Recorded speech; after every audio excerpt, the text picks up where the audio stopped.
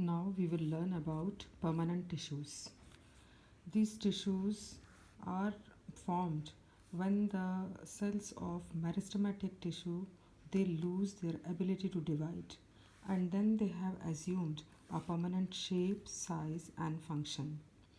These tissues are derived from the meristematic tissues, and the process of taking up a definite shape, size, structure and function, this is known as differentiation. And the cells of this tissue, they may be living or dead, thin walled, and they may be thin walled or thick walled, and the thickening may be regular or irregular. Permanent tissue is of three types: simple permanent tissue, complex permanent tissue, and special tissue. Simple permanent tissue is that in which the similar cells are similar in structure, origin, and function, and they are of three types: parenchyma, collenchyma, and sclerenchyma. The complex tissue cells are more than one type, and they work together to perform a particular function. They are of two types, and they are mainly conducting in nature. Conducting means they can carry the substances, or they can help in transport of substances from one part of the plant body to the other. And they are of two types: xylem and phloem. Third type of permanent tissue is of special type, and it is an it, outer layer of cells that covers the plant parts, and it provides protection to the different plant parts. It is again of two types: epidermis and cork. Now we will study one by one these tissues, the simple permanent tissues. First of all is parenchyma. In parenchyma, this tissue is most abundant in the plant parts, and the cells of this tissue are thin walled, unspecialized, and isodiametric. Isodiametric means all the sides of the cells they are equal. Then it is present in the non-woody parts of the plant. Non-woody parts are leaves, flowers, fruits, etc. Then the shape of the cell is oval, spherical or polygonal. The cell wall is there, that is made up of cellulose, and these cells have large intercellular spaces between them. You can see the structure of parenchyma cells. These are the cells. They may be oval or spherical in structure. Nucleus is present, chloroplast is present. Then you can see the big vacuoles inside the cells, and cytoplasm is present. Now let us see the function of these cells. First of all, it performs the function of storage. It stores nutrients and water. Nutrients or the food and water, they are stored because of this tissue in the plant. They provide support because the cells of this tissue they remain turgid, and because of this turgidity they provide rigidity to the different plant parts and support them. Then gaseous exchange, because of the large intercellular spaces between the cells, they allow the movement of gases, and they makes the gaseous exchange possible. Sometimes the cells of parenchyma tissue they contain chloroplast, and then they help in the process of photosynthesis, and then these cells are known as chlorenchyma.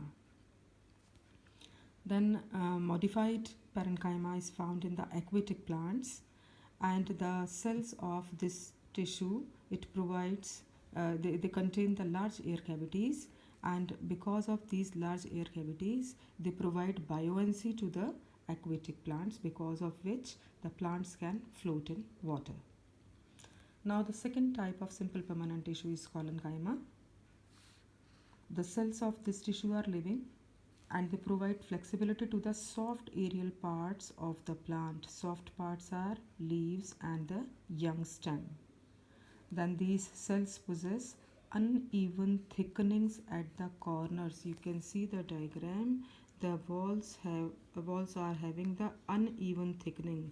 कहीं पर ज़्यादा thick हैं, कहीं पर कम thick हैं. Clear? Then intercellular spaces, they are very little in between the cells. Cells are elongated, but they appear oval or circular or angular in structure. And this tissue is present mainly in the dicot plants. They are absent in monocots. The You know the difference between the dicots and monocots? Dicots seeds are those seeds which have two cotyledons. Cotyledons are the seed leaves actually, which provide uh, and, the, and they store the food for the growing plant. So the plants which are having two seed leaves, they are known as dicot plants, dicotyledons plants, and the plants which have the other type of seeds in which only single cotyledon is present, they are known as monocots. So this collenchyma tissue is present only in the dicot plants. Now the function of collenchyma tissue, first of all, it provides strength to the different plant parts. You know, when the wind blows, then the branches or the stems, they bend but they don't break. So this bending without breaking, this strength is provided to these parts because of collenchyma tissue. Now second is growth. They are also responsible for the growth of parts of the plant. Then they provide the function of storage also, because this is the living tissue, so it helps in storing the food inside the plant. It also helps in the process of photosynthesis, because the cells are containing chloroplast, and because of the presence of chlorophyll in the chloroplast, they can perform the process of photosynthesis, the food making process in the plant body. The next is sclerenchyma, the third type of simple permanent tissue. The cells of sclerenchyma tissue are dead, they are thick walled, and thickening in the walls is because of a cementing material that is known as lignin. And because of this cementing material, the cells are hard. Then walls contain small pits, or these pits are the unthickened area. You can see in the diagram, these are the small pits between the cells.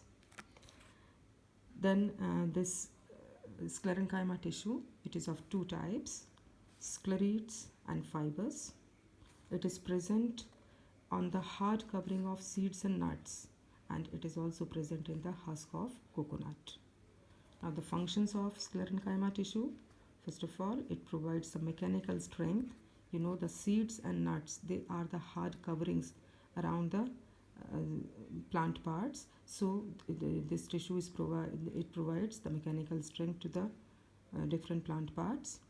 It also provides protection to the different plant parts, and it helps in the process of making the commercial fibers. Sclerenchyma fibers of some plants are commercially exploited, for example flax, jute and coconut.